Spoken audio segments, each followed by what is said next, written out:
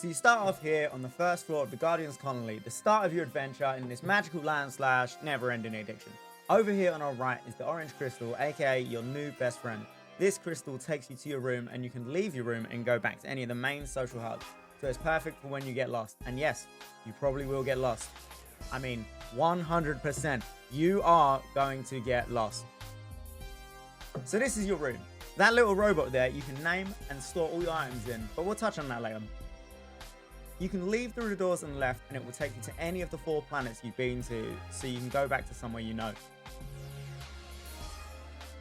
So now we're back on the first floor, we can go and explore the rest of the Guardian's Colony. Use the stairs or elevators to get to the different floors. We'll go through each floor and explain what everything is. This is the second floor. This is where all the main shops are. This is the room decoration shop. This is the item synthesis shop. This is for all your item making needs. If you want to use your bot for making weapons and wallet grinders, you come here. This is the weapon upgrades shop. Don't worry about that for now. This is the armor shop. Again, don't worry about this for now. This is the weapon shop where you can buy weapons and photon arts, aka your skills. We'll touch on this later. This is your general goods, healing, buffs, traps, everything you need for the mission. Don't worry, every vendor after a mission has its inventory, so you don't have to keep going up and down to the second floor every time. Let's move on to the third floor. So this is the third floor. This is all cosmetics basically, and we'll go through each one briefly. This is the part shops, aka clothes for cast. This is the clothes shop for beasts, Numen, and humans. This is the makeover shop, aka your plastic surgeon. You know, if you want to be taller, get a new haircut. And if you're a beast, at level 20, you can come here and choose your nanoblast, which is your beast form.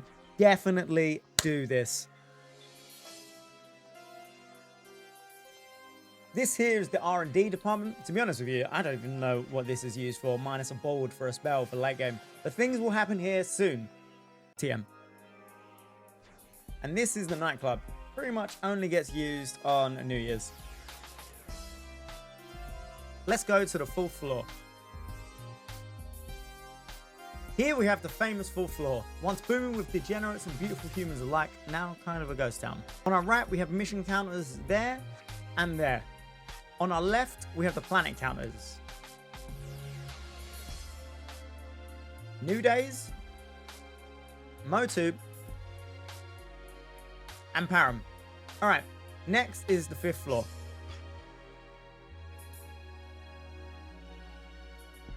On the left is a general goods vendor, like from the 2nd floor. After each mission, there'll be someone like this to buy and sell items from. This is the mission counter for when there's an event like Protectors on, or if we ever get online story missions by some miracle. And this vendor is pretty important. This is your class type counter. This is where you can change your class type from the setup. Each class type has a different range of weapons they can use. Find a class you like and you can swap menu with RB and see what other classes you need to level to be able to choose this class. Your class level is different to your main level. You complete missions to level your class while your level goes up from killing mobs. Now back to the 4th floor and let's start our first mission.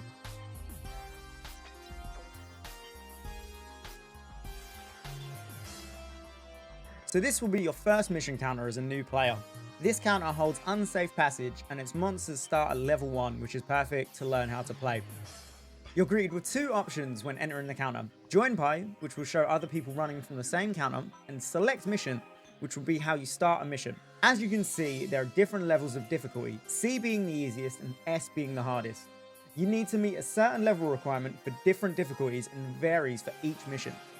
We'll start a C mission and it will take you to the mission start screen. If you choose wrong, you can hit abandon. Also, you can change the party name and description, and if you want to run alone or just with friends, add a party password. Only people who enter the code you choose will be able to join you. So finally, we're here on our first mission. On the left is a block crystal. You can use this to teleport between blocks. We'll touch on this later. So first things first, attacks. As a melee character, X is used as a standard attack, which is free to use. You can combo 3 hits in a row, and if you time your inputs, you can hit a just attack, as seen here with the golden ring and audio cue. Next up is your Y attack, aka your photon art. This costs photon points known as PP to use and can be leveled up. PP recharges slowly over time and with normal attacks. These moves will be your main damage dealers. The higher the level of the PA will unlock other parts of the attack and or damage. You may notice you're holding a saber and a handgun. To use your handgun, you can hold RB and press X to fire. Okay, let's fight our first enemies. You can lock onto enemies holding LB. Also, you can change the toggle or hold in the system options in the start menu for both locking on and your pistol hands. Use a combination of X and Y to kill these enemies, and they will reward you with EXP, which will fill your bar in the bottom left corner under your health bar.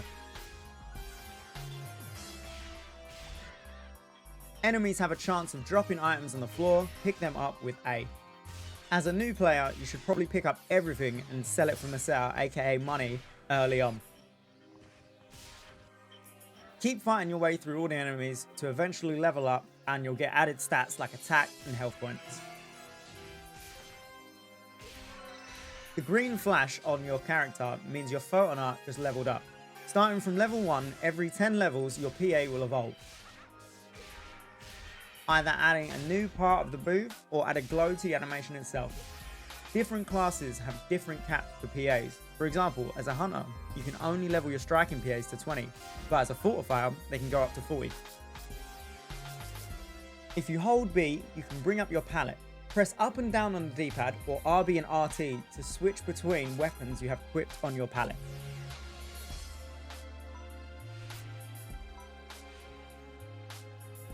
Okay, let's get into weapons. Go to items from the start menu and you can see these are numbered and titled. The first section is weapons. Any weapons you find on the ground will end up here. As you can see, these 3 weapons are equipped to the palette. The blue icon to the left shows that the good knuckle is equipped in hand, and the yellow icon shows that the other 2 are equipped in the palette. To equip or unequip a weapon, you can choose a weapon and hit add to palette, and it will show your palette in the bottom right, and you can select a slot to place a weapon and select again to remove the weapon. We spoke about using photon arts earlier. You can equip a learned photon art with the linked photon art menu. You can also see what level a PA is and how much EXP you are into the next level. To see all the photon arts, go back to the start menu and go to the player information tab, then to the photon art section. This will show you all the photon arts you have learned. You can only hold 36 PAs at a time, but you can unlearn them and turn them back into disc form. Don't worry, it will still keep its level. When entering a new block, you can activate the block crystal. When you activate a block crystal, you can use it to teleport back to the start, or if someone joins your mission, they can teleport to the block you're on. So after some more killing and learning how to run forward, you end up at the end of the mission. Now you hear a chime and notice something pop up in the bottom left corner. This is your notification tab. Mission start and end windows will be down there, and also party invites and cards. If you press LT or Z on the keyboard, you can switch between the menus and press A to open this message. This will show you your mission rating. We only got an A here because I missed some extra enemies, so make sure to clear most rooms if you want those sexy mission points. Now at the end of a run, you can either carry on running forward to the next area, or you can press start, go to the community tab, click party, down to leader right, and then abandon if you want to run the same mission again. Let's carry on through to the next mission area though. So after a mission, you get another social type lobby where you can vendor your gear and access other missions. Again, these orange crystals here are everywhere, so you can go back to your room if you ever get lost. You can also change universes, aka servers, as well. This rainbow cube is a photon crystal. This is where you can recharge your weapon's PP after a mission.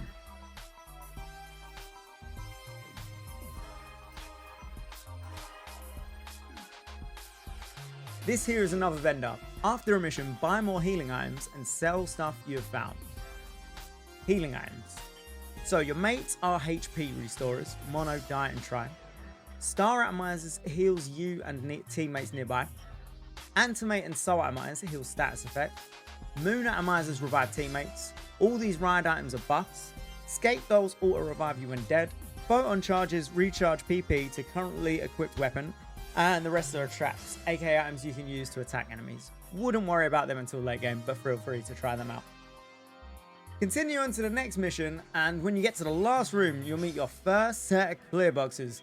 Oh baby, this is what the game's about. Bust drops and loot! So yeah, collect your loot and carry on to the next social area. So after getting all this new loot, you see some sexy ass weapons you can equip, especially this 47% ice gigash.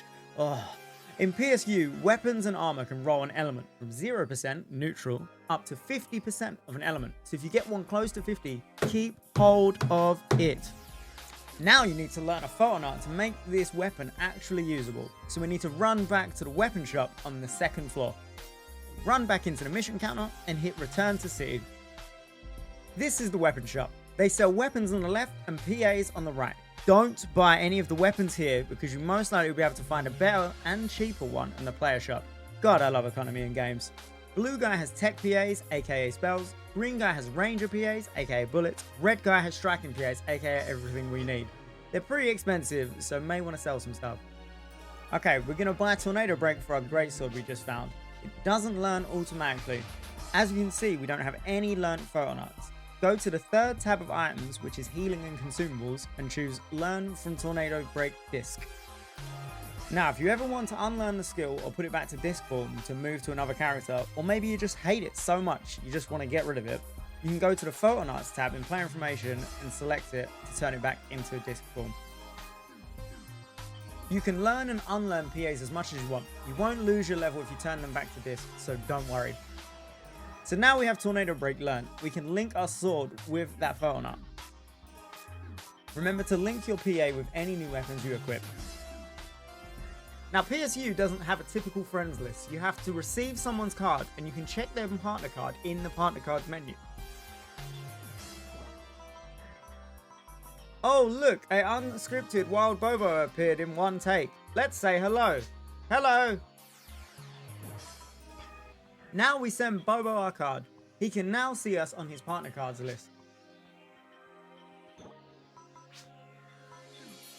Bobo then sends us his card and we accept it with LT or Z on the keyboard and we are technically friends. Hoorah! We can also invite Bobo to our party from this same menu. Now for our last part, rooms. Find your nearest orange crystal and go to your room. So this is your room. In front of you is a partner machine. You can name them and store items inside them. You can also use them for synthesis and feed them items. There's a bunch of detailed information on the wiki if you want to find out more about that. Go to the PC next to your partner machine and hit search for a shop, then search by condition. You can search up exact items or choose a category and search for a type of item. For example, say we wanted a better sword, we could choose two-handed striking, then sword. You can also set the sort by to price or ATT if you want to see what's strongest. We'll use by price, and then when we hit start search, we can look through all the different swords players have currently for sale in their shop. We can even choose the rarity, like as a hunter we can only use B ranks at highest, so we can turn the max rarity down to 6 stars. We could also set the rarity higher. To buy an item from the store, we choose the item and it will take us to the player's room. So let's buy this monomail. Now we're here in JD's room, we can go to his partner machine and we can buy it from there.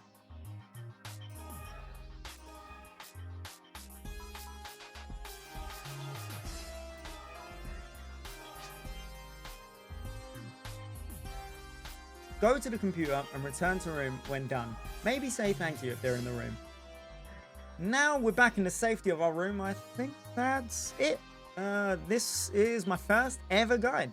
I really hope this helps you even slightly. If you have any more questions or you think I've missed something, write it down in the comments below. I stream daily on Twitch, so come on in and let me know your thoughts on the video, or if you need any help with PSU in general. Thanks for watching if you made it this far, and shout out to Bobo for that unscripted bit of acting. Appreciate y'all. Stay sexy. Peace.